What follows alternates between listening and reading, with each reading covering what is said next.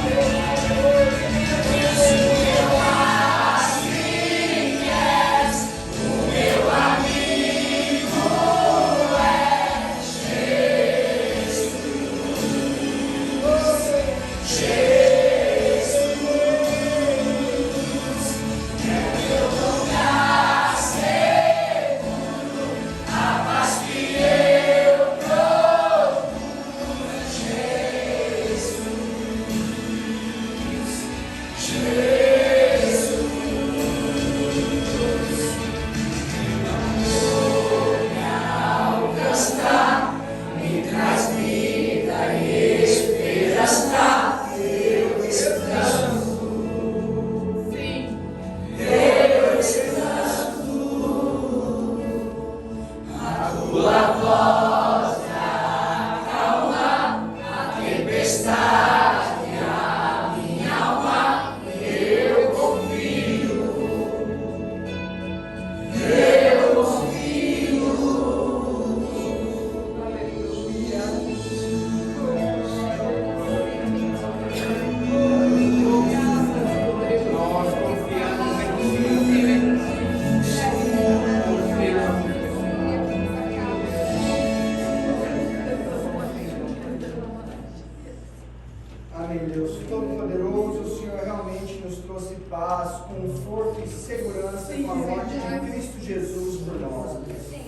Salvou através do teu imenso amor e graça, e nós o agradecemos por isso, porque tu és Deus maravilhoso e acima de todas as coisas. Entregamos a ti, Deus, todo louvor, meu Pai, deste momento, Senhor, como agradável entrega, Senhor, de toda a nossa vida a ti, Senhor. Oh, Deus, queremos servir como holocausto a ti, Senhor, como sacrifício para agradecimento por tudo que tem feito por nós, Deus. Tu tem nos deixado em um lugar seguro, Senhor, e confortável diante de ti, Senhor. Abençoa a tua palavra, meu Pai, que será passada a nós, meu Deus, como entendimento de vida, Senhor.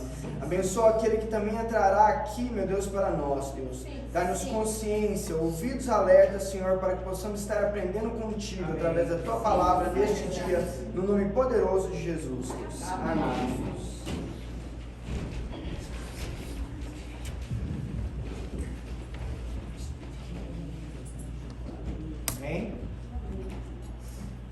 Tremenda essa música, né? Isso. Realmente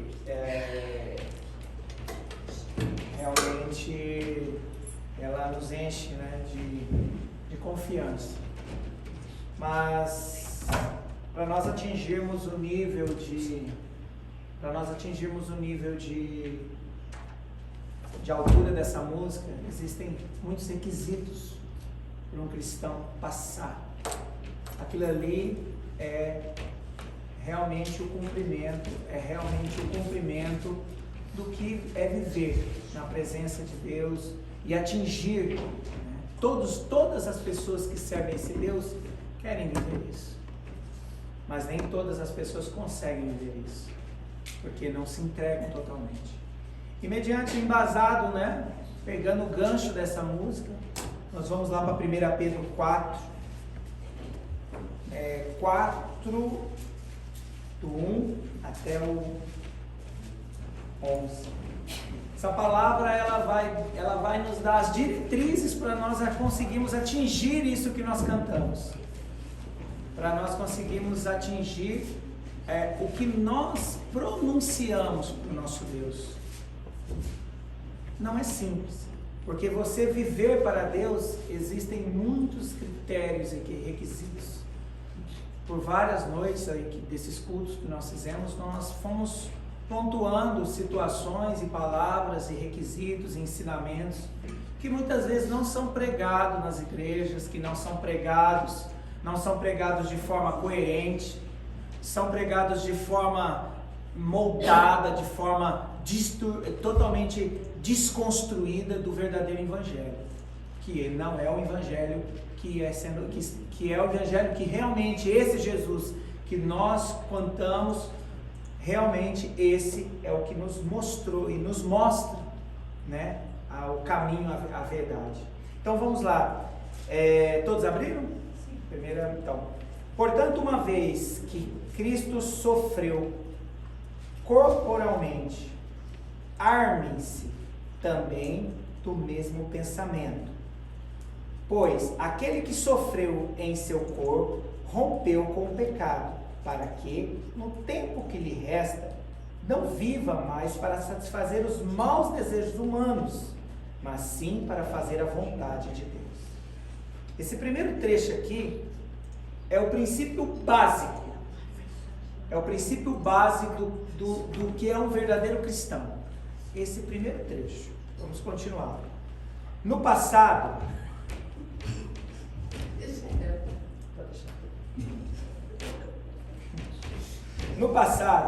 vocês já gastaram tempo suficiente fazendo o que agradava aos pagãos. Naquele tempo, vocês viviam em libertinagem, na sensualidade, nas bebedeiras, orgias, faz na idolatria repugnante. Eles acham estranho que vocês não se lancem com eles nas mesmas torrentes de imoralidade e por isso os insultam. Contudo, eles terão que prestar contas àquele que está pronto para julgar os vivos e os mortos.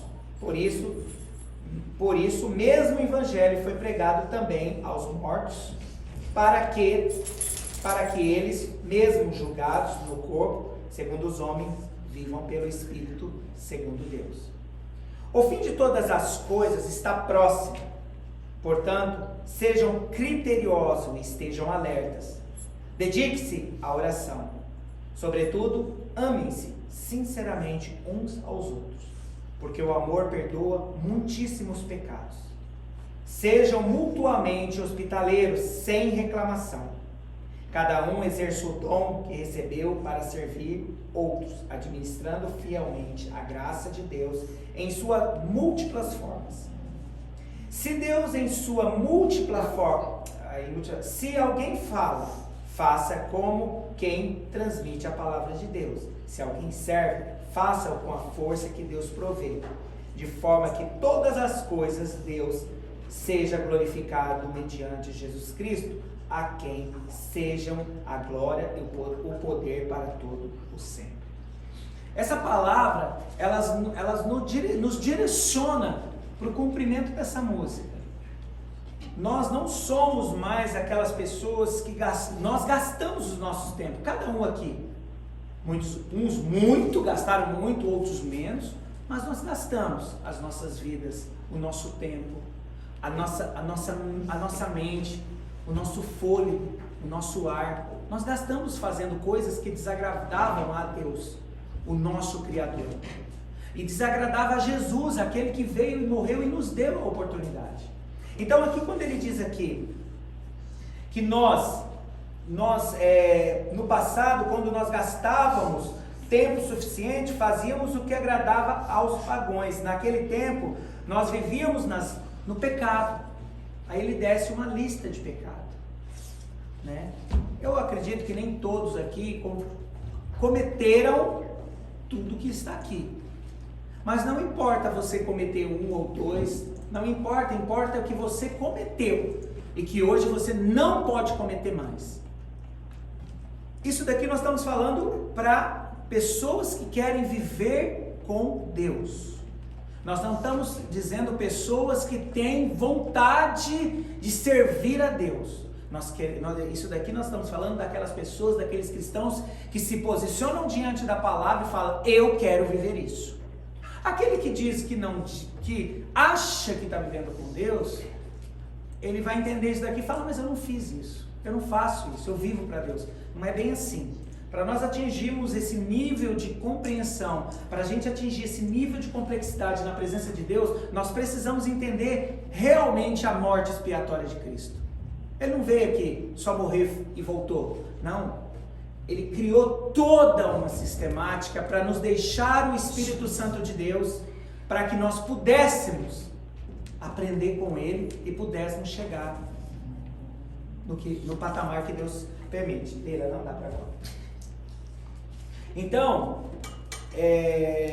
aqui, naquele tempo, né, nós vivíamos, né, e aqui, aí ele diz assim, ó: eles acham estranhos que vocês lancem com ele, não se lancem com ele na mesma corrente de moralidade, e por isso os insultam. Esse trecho me chamou a atenção.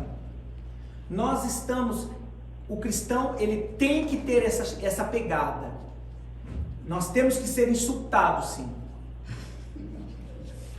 Não tem jeito. Ele tentou segurar, mas nós temos sido insultados. Um insulto, pelo texto aqui, o insulto está dizendo que é um sinal,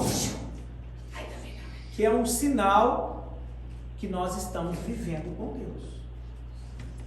Se você é politicamente amigo de todos e de tudo, existe alguma coisa que está errada aí. Porque aqui o que acontece? Aqui deixa claro: eles acham estranhos que vocês não lancem com eles na mesma torrente de imoralidade. Mas daí você vem se falando assim, não, mas eu não faço mais isso, eu abandonei a libertinagem, eu abandonei um monte de coisa que eu fazia no passado e hoje, depois que eu aceitei Jesus, eu não faço mais. Mas não é só isso, nós precisamos entender que o pecado, ele está no agir, no falar e no pensar. Ele não é só na ação, ele está aqui dentro, ó. É na nossa alma, é no nosso secreto, onde que realmente você se posiciona e você mostra, eu sou cristão ou não, eu quero viver com Deus ou não. E aqui ele deixa claro, eles insultam, então acham estranho que vocês não se lancem mais com eles. Nossos amigos do passado já ficaram pelo caminho, já são 23 anos de caminhada, 23 anos que nós vivemos com Deus, 23 anos que nós caminhamos sobre a luz do Evangelho, porém, nós não estamos fazendo isso. As pessoas que convivem conosco no nosso trabalho, que convivem conosco na escola, no trabalho que você tem, essas pessoas te acham estranho? Ou você é amigo delas como a Maria que está ali do lado, que vive a vida normal, é amiga também do mesmo jeito? Se você está vivendo na mesma padrão, se você é queridinho de todos, alguma coisa está errada. Alguma coisa está fugindo do princípio da palavra. Porque aqui ele tem que deixar, realmente você tem que entender que você tem que ser estranho. Você tem que ser estranho. Nossa família é estranha. Todos que vêm à nossa casa, que seguem no Instagram, que seguem no Facebook, nos acham estranho. Não adianta a gente achar que isso não acontece. Acontece. As pessoas nos acham estranho. Acham estranho a nossa forma de viver, acham estranho a nossa forma de convivência, falam muito mal de nós. Quando muitas vezes nós entramos em rota de colisão com o eu da pessoa. Mas a palavra de Deus deixa claro aqui, ó. A palavra de Deus deixa bem claro aqui que se essas pessoas que essas pessoas aqui, ó, não achem estranho. Se não achar realmente estranho, se nós fôssemos uma família que recebesse inúmeras pessoas para fazer churrasco, para beber, como já fizemos no passado, nós fomos amigos, mesmo sendo cristão, mesmo a gente erguendo a bandeira de Jesus, mas nós se adaptamos algumas vezes. A nossa família, por se achar deslocada do mundo, para nós ficarmos menos assim estranhos, nós nos adaptamos a algumas regras que o mundo impunha. Aceitamos amigos, aceitamos muitas coisas que acabou realmente quebrando o sentido do nosso chamado, o chamado da família Lopes. O chamado da família Lopes é o chamado especial. Nós não vivemos em 19 pessoas aqui porque é fácil, porque é cômodo. Não. Nós vivemos porque nós aprendemos, temos um chamado para realmente mostrar às pessoas que muitas vezes têm numa família de 4 pessoas que não conseguem viver. Nós estamos falando de pessoas cristãs, tá? Não estou falando de pessoas que não, gentios, pessoas que não conhecem a palavra de Deus. Estou falando de pessoas que conhecem, que são cristãos. Pessoas que têm 4 pessoas dentro da casa, a mãe não conhece o filho não conhece o que a mãe pensa, o que a mãe passa, o pai, e por aí vai. Cristãos. Então, aquele que levanta a bandeira como cristão, aquele que levanta a bandeira, eu quero viver com Deus, porque aqui um pouquinho acima ele deixa claro, Cristo sofreu corporalmente. Ele já começa o texto deixando claro, nós só vamos sofrer corporalmente.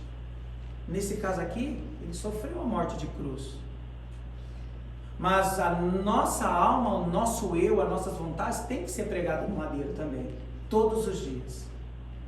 E isso, de certa forma, faz com que nós soframos corporalmente. Porque se eu tenho vontade de fazer A, eu não vou fazer A, eu vou fazer B, porque a palavra de Deus diz que para mim fazer B, então eu vou fazer B. Você está sofrendo corporalmente com isso. E aqui é interessante que ele diz assim: armem-se com o mesmo pensamento. Quando o soldado vai para a guerra, a primeira coisa que ele faz é o quê? Se armar. Aqui ele não está dizendo assim, pensem da mesma forma. Não, ele usou a palavra armem-se. Então quando você se arma, é você se paramentar de mecanismos para que você consiga fazer isso. Ninguém sai para a guerra de pijama. Não sai. Então todos lá no acampamento, é a hora da... toca o sino que precisa, o inimigo está vindo. Não, eu vou lutar de pijama. Não vou. Eu vou me armar. Eu vou me armar. Coloque-se paramenta de farda, colete, tudo é aqui, por isso que ele diz, armem-se. Porque a vida cristã é uma vida de guerra. A vida cristã é uma vida de renúncia. A vida cristã é muito parecida com o exército mesmo. Quando você vai para o exército, você não tem, como diz lá, é o filho que chora e a mãe não vê. No exército é isso. E a vida cristã é muito paralelo a isso. Nós estamos em guerra, mas o cristão ele vive normalmente como se estivesse num parque de diversão. E não é isso. O nosso chamado não é esse. Jesus não morreu e sofreu corporalmente para nós vivermos num parque de diversão. Sim, para romper com o pecado. Sim, para romper com o pecado. E como se rompe com o pecado? Armando-se de mecanismo, armando-se de circunstâncias para que você consiga romper. Nós temos feito isso na nossa casa e tem dado certo. Nós temos nos armado e feito de todas as formas para romper com isso, para romper com a alma, porque nós somos 19 pessoas e nenhuma dessas 19 pessoas pensam igual. Nenhum. Um pensa de um jeito, outro pensa de outro, outro pensa de outro. O que nós fizemos foi nos armar de mecanismo para que o nosso foco, arme-se também do mesmo pensamento, pois aquele que sofreu em seu corpo rompeu com o pecado, para que no tempo em que resta, não viva para fazer os nossos desejos humanos, mas para assim fazer a vontade de Deus. Foi isso que nós estamos vivendo. Nós estamos se armando ao ponto de que os nossos pensamentos foquem nisso. Qual é o fim, o futuro dessa família Lopes? Fazer a vontade de Deus. Fazer e cumprir o que Deus tem de propósito para nós. Nós não temos, todos os dias acordamos e tipo assim, hoje não, mas a gente se arma para que isso aconteça. A gente acorda e vai para a guerra, todos os dias. E a maior guerra que está sendo travada hoje neste mundo é a guerra do cristão com o eu dele mesmo.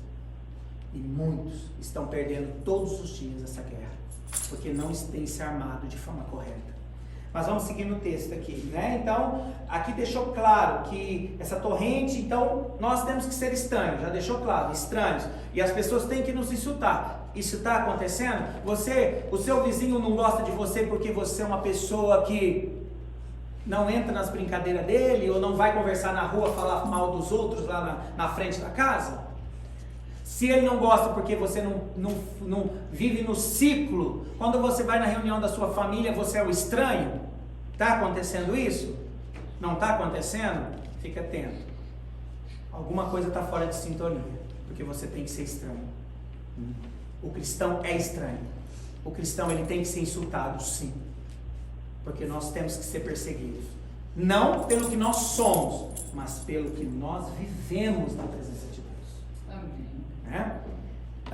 Contudo, eles terão que prestar contas àquele que está pronto para julgar os vivos e os mortos. Por isso, mesmo o Evangelho foi pregado também aos mortos, para que eles mesmo julgados no corpo segundo os homens, vivam pelo Espírito de Deus. todos nós passaremos por um julgamento. Todos. Vamos deixar o ímpio do lado, vamos deixar o ignorante da palavra do lado. Aquele que se diz cristão, ele vai ser julgado. E quanto mais ele conhece, menos ele cumpre, mais açoite ele vai levar. Não tem. Essa balança divina, ela tem que estar equilibrada. Não adianta a gente tentar mudar. Não existe versões de Bíblia. Você pode ter NVI, ARC, pode ter inúmeras Bíblias. A palavra de Deus é uma, é única. Não tem caminho para se desviar. Ou você cumpre e seja o estranho, porque ou você vai ser igual aos outros e ser compelidos a realmente, não vou dizer deixar o evangelho, porque muitos vivem, falam, eu sou cristão. Hoje é normal você encontrar a pessoa e falar assim, eu sou crente, eu sou cristão, é normal. Mas ser cristão não quer dizer que você serve a Deus. Ser chamado cristão não quer dizer que você realmente seja cristão. Para ser cristão, existem muitos requisitos dentro da palavra, nesse trecho aqui, vivendo para Deus, que você vai encontrar, que você vai já conseguir entender se você é cristão ou não. Nós vamos. O fim de todas essas coisas está próximo, portanto, sejam criteriosos, estejam alerta, dedique-se à oração. Olha, e essa palavra está em 1 Pedro 4, escrita há muitos anos atrás. A gente não tem nem noção exata do tempo, mas é muito tempo. E aqui ele já estava colocando o fim, já estava próximo. Mas muitas vezes as pessoas acham que esse fim está próximo. A Terra, o planeta, o universo que vai acabar, né? Quantas lendas urbanas foram faladas aí durante muito, 2000 não passará, né? Aquela história toda. Não? 2012. Só que para quantas pessoas esse ano chegou o tempo? Para quantas pessoas? O ano passado. O ano passado. E está chegando. Todos os dias. Continua do mesmo jeito. Continua. O fim dessas coisas todas estão próximos para todos. Nós aqui, vivenciamos isso. Pessoas que nós conhecemos vivenciou isso. Ricos, pobres, poderosos, miseráveis, todos viveram isso. Mas aqui ele deixa claro aqui, portanto, sejam criteriosos, estejam alertas. O Senhor novamente está falando, estejam alertas, não vacilem. Cristãos, aquele que realmente tem vontade de servir a Deus, levanta a bandeira, vá conhecer a palavra de Deus, vai ler, vai estudar. Não fique embasado em somente coisas que você ouve, testifique na palavra, vá em busca da palavra. A palavra de Deus é um caminho completo. Mas eu não entendo. Busca no Senhor. Nós temos a Bíblia, nós utilizamos a Bíblia NVI, a Nova Versão Internacional, que ela dá uma direção melhor para quem quer entender, porque a gente vai lá na Almeida atualizada, realmente tem umas palavras que a gente fica meio perdido, mas essa daqui não é o extremo da linguagem de hoje, mas ela é o equilíbrio da palavra, o entendimento na nossa língua. E é bom ler com o dicionário, né? Sempre busca estar com o dicionário, né? Para fazer essa composição, para ter essa base fiel. Mas não fique só sendo alimentado igual se alimenta um passarinho que vai lá e come só o que coloca no pote, não. Vai em busca de um alimento concreto, um alimento sólido, um alimento que realmente dá estrutura para você vivenciar isso, para realmente você ser o estranho,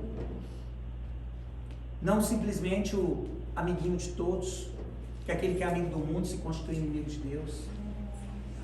Você tem que ser o estranho. A palavra de Deus deixa claro aqui, nós temos que ser o estranho, nós temos que ser insultado. Se isso está num nível, tem pessoas que vêm na nossa casa e muitas vezes não voltam mais, porque muitas vezes a gente fala algo que é verdade, que a pessoa não quer ouvir. Ninguém é obrigado a ouvir, porém Cada um vai sofrer as próprias consequências. Todos nós seremos julgados. O crivo da palavra vai passar por cada um. Cada um vai ser julgado conforme os seus atos, suas obras nessa terra. Gostando ou não gostando, crendo ou não crendo, vai ser passado. Mas o problema é aquele cristão que quer viver, que acha que vive, mas não vive. Esse é o grande problema, né? Então aqui ele diz aqui, ó, que nós possamos realmente estar alerta, dedicar à oração. A oração é o combustível do cristão. A oração é o ar que nós respiramos para nos manter. É importante que ele diz que nós devemos ser criteriosos, né? Nós temos que ser criteriosos. O que é ser criterioso? É você ser muito... você ter muito... Detalhista. Né? Cuidadoso. Mas aqui é cuidadoso o quê? Nos seus atos. Nos seus pensamentos. Naquilo que ouve. Não seja uma lata de lixo que qualquer coisa abre a tampa e joga lá dentro, não. Você tem que ser um vaso, não uma lata de lixo. E nós buscamos isso. Durante esses 23 anos de vida cristã, nós fomos lata de lixo por muitos anos. Mas nós aprendemos no decorrer, nesse processo, nessa progressão, que nós temos que ser um vaso. Graças a Deus, do 8 para frente, a gente tem cumprido. E aí vai. Sobretudo, amem-se sinceramente uns aos outros, porque o amor perdoa muitíssimos pecados. Muitíssimos pecados. Amor. Outra coisa. Um cristão que não perdoa não é cristão. Não é cristão. Acha que é cristão. E não é perdoar. Não, nós só não convivo. Não.